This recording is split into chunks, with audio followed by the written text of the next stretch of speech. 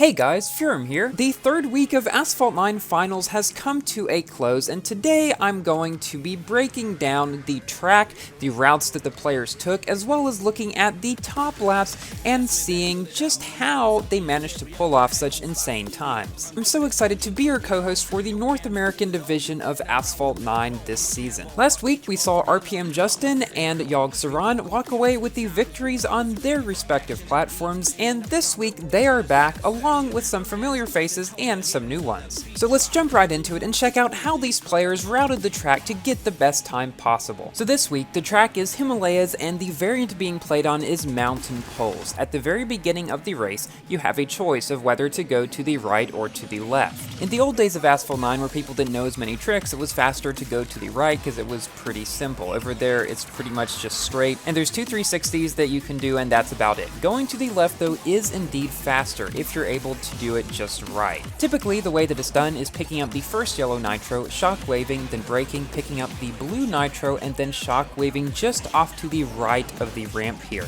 This gives you a low barrel, which keeps your speed a lot higher than if you were to just go straight up the ramp, which is what people used to do and why it did not used to be faster. Then after the barrel, you get the yellow nitro to do either a shockwave or a double nitro off this little bump here to gain some more speed. And when you go off this ledge, you have a choice of either just going straight if you have enough nitro to do so without losing a bunch of speed, or 360ing to gain some more nitro for later. We've seen racers do it in different ways. If you 360 early, you'll probably have enough to shockwave up the next barrel, but if you just go straight, you'll save some speed earlier, but then you won't have enough for a shockwave later most likely, unless you pick up all of the blue nitros around the turn. Then after landing from the barrel, you again have a choice of whether to go left or to the right. The left way is always the better way because going to the right is just a lot longer, and there's really no reason to go that way at all. Now on the left, you can choose whether to either go up just the first barrel and go high, or go low on the first barrel and then go high on the second barrel. Theoretically, going low on the first barrel and then high on the second should give you more airspeed overall, and so that is what most of these racers decided to do. After this, there's a pretty long section where most of the racers will use the brake nitro trick to conserve their nitro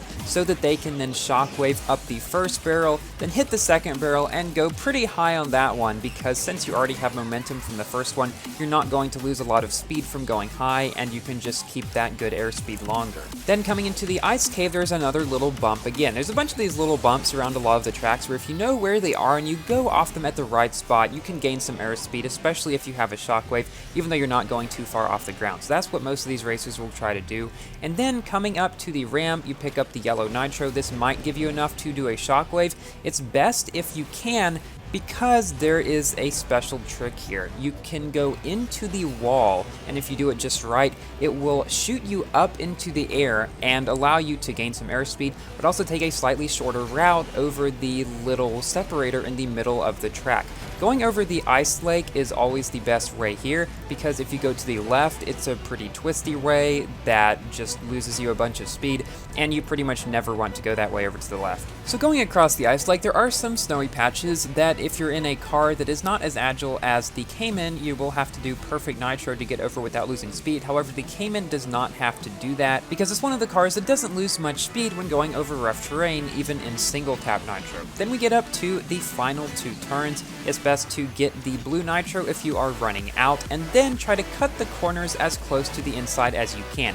Now this you really do need to use perfect nitro for, because there is more rough terrain and you are turning as well. Also, if you're in a good handling car, you can go to the left of this track to get an even better racing line, and this concludes our routing and tricks on mountain poles. So let's now check out the run of the first place contestant on Android, Proud Papa. So he goes over to the left, as is faster in most cars, drifts a bit so that he can shockwave up to his top speed, then brakes so he has shockwave at the time he goes off this ramp, goes just about as low as you possibly can to keep up that good airspeed, then picks up the one yellow nitro to shockwave and gain a bit of speed on the bump back there, and he tries to stay in the air as much as possible through this section. I mean, that is pretty much the best way to gain a lot of speed in Asphalt 9. He doesn't have enough nitro for a shockwave, but he does do the double tap nitro off the ramp, then shockwaves upon landing to keep a bit more of his speed, then saves up so he can shockwave around this corner, which he can do because this car has quite a good drifting radius, goes off low on the first ramp so that he can reach the second ramp and go even higher, then does the brake nitro trick through this section to conserve nitro so that he can again use shockwave to go up these next two ramps. Proud Papa is just flying through the air on the Himalayas on mountain poles, as this variant is called, as he enters the ice cape again, going up a bump to gain some more speed, then shockwaving off the ramp into the wall to launch himself into the air to gain even more airspeed. You see a common theme here. Then all that's left is to perfect nitro around the last couple of turns, being sure to go on the inside of that truck to get the shortest line possible, and Proud Papa finishes with a time of 1:15.041. But how will his lap and time compare to that of Yog Saran, a returning player from last week's qualifiers, where he got first place on iOS then and is again picking that title up this week? His beginning lines are practically identical to that of Proud Papa, going low on the ramp, again picking out this nitro, going off the bump. There is a very well-honed path on this track that these players have found to be the best one. One difference, he does do a 360 off those ramps so that he can actually shockwave off this jump. That's an example of losing a little bit of speed earlier to gain a bit of speed later, and it doesn't seem to make too much difference in this race. He also takes the same route on the 2 ramps, gets 3 barrels instead of 2 on that one, although he would have had plenty of nitro even if he had not, again coming up to these ramps and flying into the air with his shockwave. And so far, the only real big difference that we've seen between these 2 players' routes is doing that 360 and then doing the shockwave off the ramp earlier. Let's see if he does anything different in this section coming up to the wall. Nope, he does the same thing, flying into the air across the ice lake to skip a little bit of a barrier in the middle of the track back there. Again, taking the most inner lines he can through this section, and crosses the finish line for a final time of 1:14.944, just barely inching out RPM Proud Papa. This is an even closer finish than last week, quite literally being within a 1/10 of a second of each other. This is certainly not something that happens every day between the top players, but since these guys both drove such a similar route,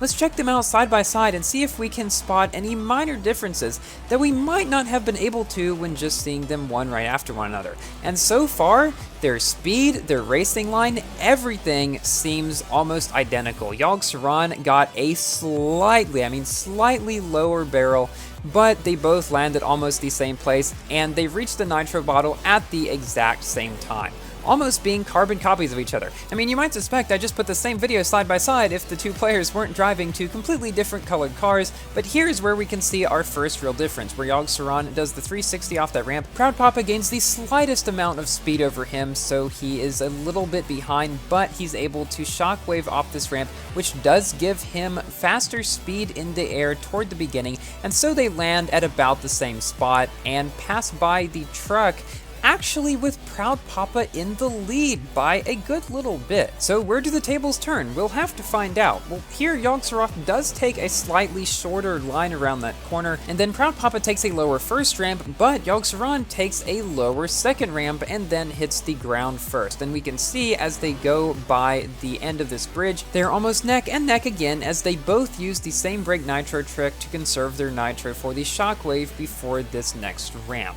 And Proud Papa hits the shockwave slightly earlier than Yog Saran, giving him a little bit better speed going into the air, and so he goes off the second ramp slightly ahead. And now we have another little difference. Proud Papa drifts upon landing after shockwaving for a little bit, so his shockwave is able to last longer when going off this jump here. And so we can see that he actually has a slight bit of a nitro advantage above Yog Saran going through this section. And this allows him to shockwave up the ramp into the wall, unlike Yog Saran, so he's able to get a little bit more speed quicker and lands just slightly ahead. So the final turns must be the decider in this race. They both take the yellow nitro bottle, but again, here Proud Papa does have a little bit more nitro. However, Yog Saran does take slightly shorter lines, and although he does run out of nitro toward the very end of the race, they cross the finish line at almost the exact same time, Yog Saran just pulling out slightly ahead of Proud Papa. And I wouldn't be surprised if next week's races are even crazier. So this has been your recap of the 3rd week of Asphalt 9 qualifiers. We've seen Proud Papa return, we've seen Justin return, and we've seen Yog Saran return for 2 first place finishes in a row. Will he do it again in week 4, or will we see some new challengers in the game? Only time will tell. And if you're thinking, yeah, I can probably pull off a great lap like that, by all means, go play the event. The qualifiers are still running, and if you get involved, you might have a chance to get casted by me in one of these recaps, as well as in the final rounds, which will be held on May 16th.